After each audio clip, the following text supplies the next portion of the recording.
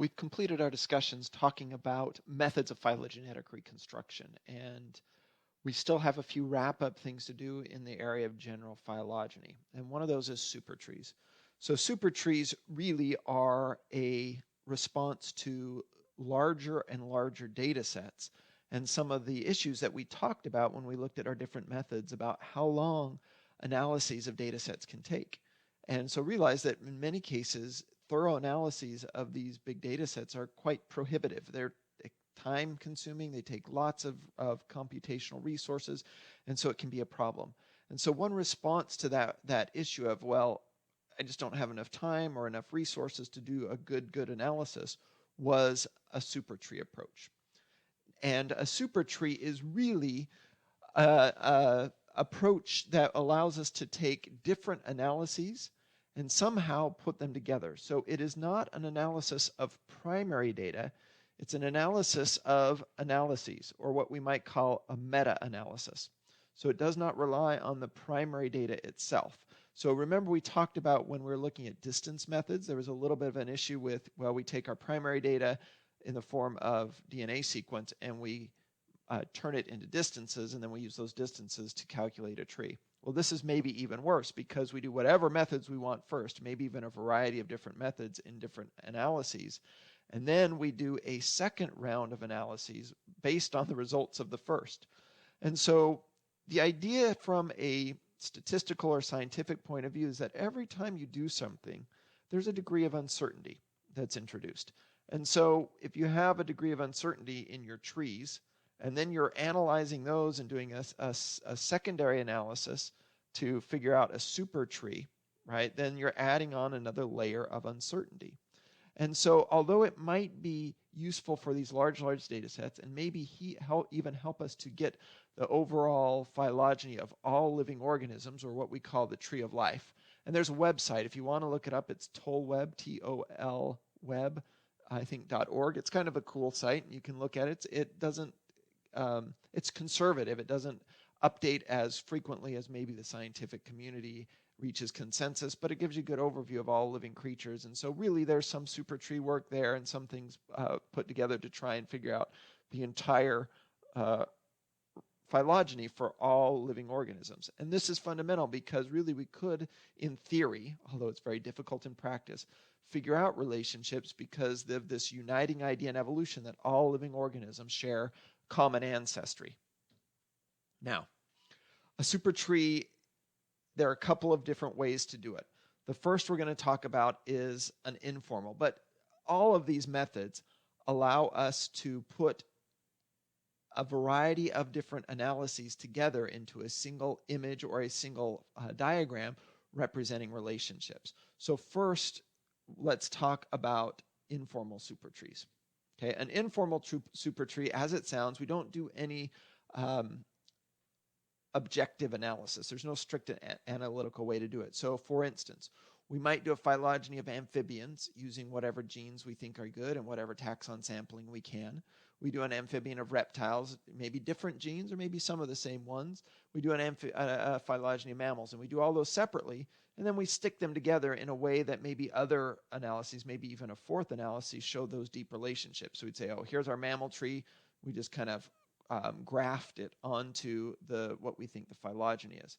And we end up with an informal supertree. And so we have three different analyses all represented in one tree. Now, of course, depending on results of these different sub-ones or our understanding of the deeper relationships, different people might have different informal supertrees. And so there's really no objective way to do it, particularly if there's any disagreement between the underlying phylogenies, right? So if there's conflict in those subtrees, an informal supertree just really does not work well. So people wanted to come up with more formal ways to analyze our previous phylogenies and try and make a supertree diagram. Okay, so formal analyses are when we do some sort of a step-by-step algorithm, if you will, or heuristic rubric, right? A rubric is kind of, if you do this, this, this, and this, you'll get a good grade on this assignment, but you have rubrics for other things. But so basically, we have a set way to do things to make a formal supertree, and that's why we call them formal. The first type we're going to talk about is an agreement supertree. And basically what an agreement supertree does, and you can do this through a formal matrix analysis. There's several methods to do this, and we're not going to get into the methods. There's a table in the Beninda Edmonds paper. If you want to look at it, it goes over and reviews some of these, but don't spend time memorizing them unless that's your jam. It won't be on an exam, okay? But just know what an agreement supertree is.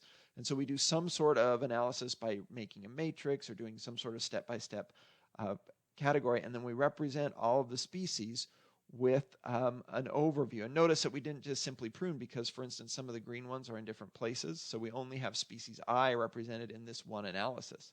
And it's most closely related to E and H. And since E and H occur here with F and G put inside, notice that some species are represented in some analyses and not in others.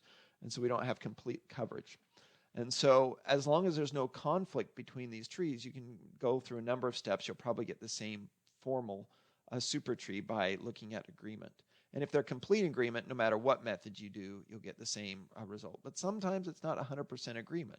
And if you have 5 or 6 different trees that go into it, that's not too bad, because then maybe you could say, well, if 3 of the 5 trees show this set of relationships, that's what I'll put. And if there's conflict in the minority, we won't include those. So there are ways to get around this, particularly if you have a lot of trees going into the analysis. But inevitably, you're probably going to have some disagreement.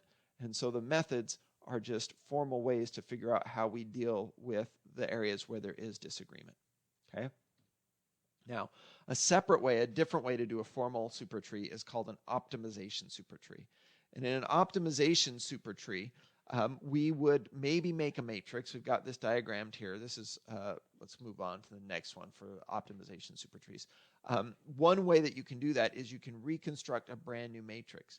But the matrix is not your primary data. The matrix is simply, is a group represented in my analysis? So in tree number 1, we have B, C, and D all together. And so we'd say, oh, look, B, C, and D all together, and A is outside of that. Right? And so we're just basically making a very simple matrix. And for node number 2, we say C and D are together, and A and B are different. And so we just do this, and there may be disagreement. So this is a way to formally incorporate disagreement into the matrix.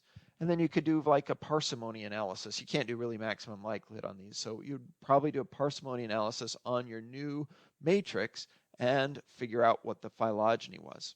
And so it's a good way to do it, but again, if there's conflict, you're going to maybe have some issues. You might end up without as much support as you originally had, but you make a matrix. So matrix representation is one way to do an optimization supertrees. There are other ways. Again, you can look at some of those different methods in the book. We're not going to go any deeper than that.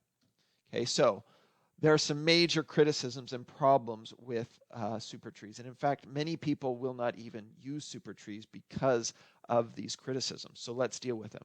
One we already talked about, right? We're one more step removed from the primary data. It's an analysis of analysis, which adds extra probabilities of uncertainty and error into our final results. And so many people don't like it for that reason. Number 2, we might lose what has been termed signal enhancement when we combine the final outcome. So for instance, let's say that in a certain data set you have a signal that's telling you about some relationships, but it's kind of swamped out by the noise, like the random mutations, the back mutations, the things that make doing phylogenies complex.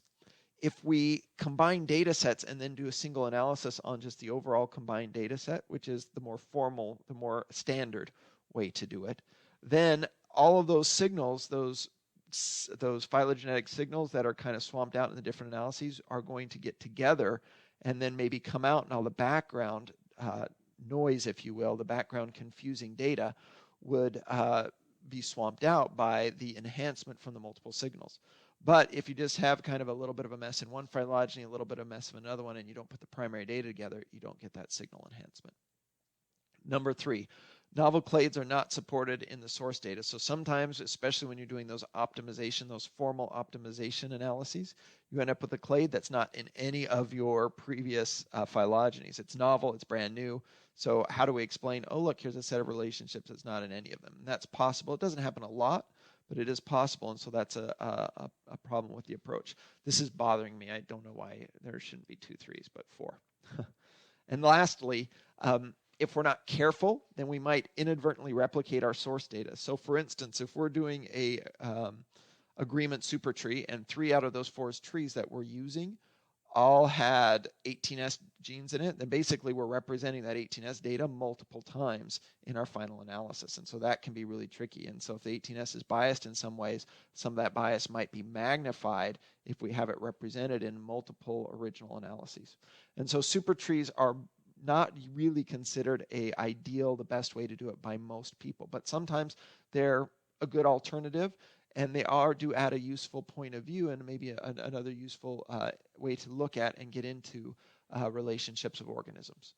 So with that in mind, despite these criticisms, sometimes people are now designing approaches before they actually have the data. So all of these methods we talked about are mostly what we would call an ad hoc, or maybe more precisely, a posteriori method of figuring out relationships based on those previous analyses. So what I'd like to do is just very quickly talk about what a posteriori means. It's a Latin phrase, and a priori mean. These are pretty obvious and easy for these two. Ad hoc is kind of a modified version of a posteriori. So let's just be clear about definitions. A priori means before the fact, or before you do something. So you come up with a design or an approach before you actually do something.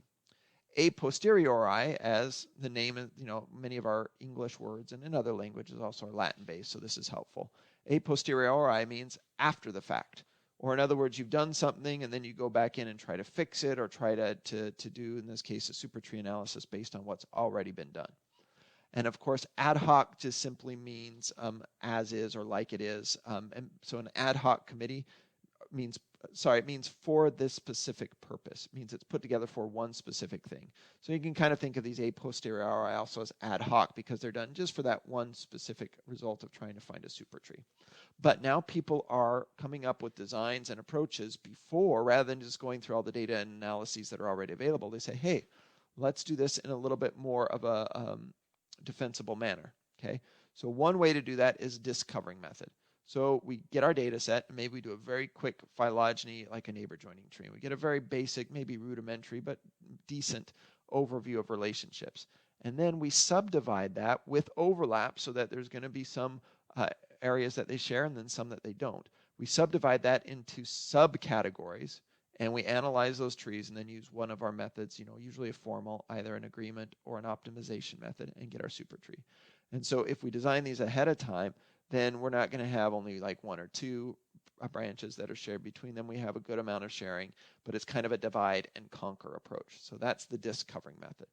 The other method deals with the primary data. And this was originally, it's not as important anymore, but still plays a major role in supertree methods, because we have these big data sets, but we're missing data for some of the species. So we have a species here, and we have genes along this side. So we have gene 1, 2, 3, 4, 5, 6, 7, 8, 9, 10, 11, 12, 13 different genes. Some of them are represented in some analyses, others in other analyses. And so we don't have all of the taxa represented for every gene. And so then what we would do is we would kind of look over and say, are there any what we call a biclick, which is a group of species where we have a large, or maybe even complete, in this case, overlap of represented genes. And if so, then we take that as one data set and we analyze it. Oh, look, here's another data set where we have 3 species with every single gene represented. 1, 2, 3, 4 species with 3 different genes represented for all 4 of those species.